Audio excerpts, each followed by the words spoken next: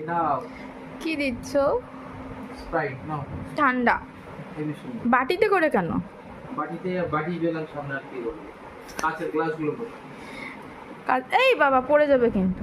পড়ে যায় মা, হাত দেয় না।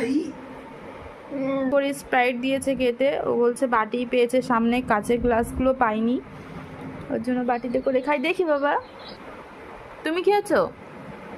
খেয়ে নাও, বেশি স্প্রাইট দিও না। ওটা মাকে খেতে দিতে বলছি না, তোমাকে দিলাম তো।